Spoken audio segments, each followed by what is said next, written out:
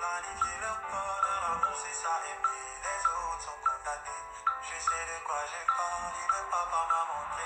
La vie c'est l'amour, la vie c'est l'amour. Bonjour tout le monde, comment allez-vous? Je suis Arlette Nelly Kouchanou, la fille femme, et c'est avec un grand plaisir que je vous retrouve sur la chaîne La Fille Femme, la chaîne sur laquelle je partage des idées d'activité, des conseils et trucs et astuces de motivation pour vous rappeler que dans la vie vous devez atteindre un but, un objectif, une vision et surtout ressembler à la femme du Proverbe 31, celle-là qui a plusieurs sources de revenus à son actif. Je remercie tous mes abonnés, mes fidèles amis et même la famille et d'autres que je ne connais même pas, qui me soutiennent, qui m'envoient des messages d'encouragement. Ceux qui ont pris de nouvelles quand j'étais pas là pendant un bon moment. Et oui, après je vous dirai pourquoi, parce qu'il y avait une bonne raison également. Et aussi au vu du confinement et de tout ce qui s'est passé, il fallait que je prenne un peu de recul avant de me relancer. Donc aujourd'hui, on ne va pas parler d'idées d'activité. Par contre, je vais vous donner un petit message de motivation en boost sur les étiquettes dans la vie. Les étiquettes des hommes et les étiquettes de Dieu. On se retrouve tout de suite pour la vidéo. Les étiquettes dans la vie, les hommes, ils vous collent des étiquettes. Même si vous n'avez pas fait quelque chose, on vous accuse de l'avoir fait. Est-ce que cela devrait vous freiner? Cela devrait vous stopper dans votre vision? Non, je ne le pense pas.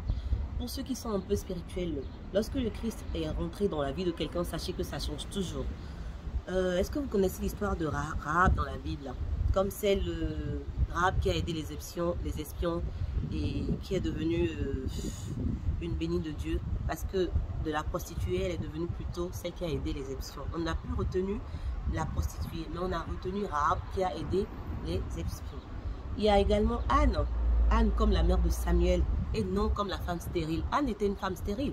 Dans la Bible, on l'a mentionné au début, mais après, quand on parle d'Anne, on ne parle plus de la femme stérile, on parle de la mère de Samuel. Elle se souvient de Moïse comme le libérateur et non comme l'enfant qui a été simplement tiré des eaux. On se souvient également de Joseph qui a supporté Marie, qui l'a aidé à atteindre sa destinée parce que oui, Dieu avait un plan pour elle. Ce n'était pas seulement être la femme de quelqu'un, mais être la mère du Christ, du Sauveur.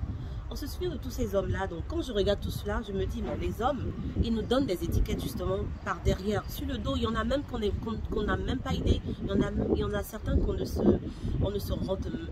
rend même pas compte, on ne connaît pas. Et ils sont là à sourire avec nous, alors que ça paraît très très mal derrière nous. Et tout le monde voit tout ça, sauf nous justement, parce que soit on est aveuglé par l'amour ou par l'amitié. Et ce qui est bien, c'est que Dieu, il laisse d'abord les hommes faire leur show et après lui, il se manifeste. Et quand il se manifeste, on voit clairement sa gloire.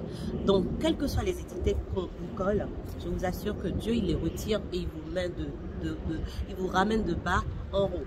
Je veux juste dire maintenant que vous devez déclarer dans votre vie que de la honte, vous allez passer à la gloire, de la stérilité, vous allez passer à la fécondité, du manque, vous passez à l'abondance et déclarer que de la mort et de la maladie, vous passez à la guérison.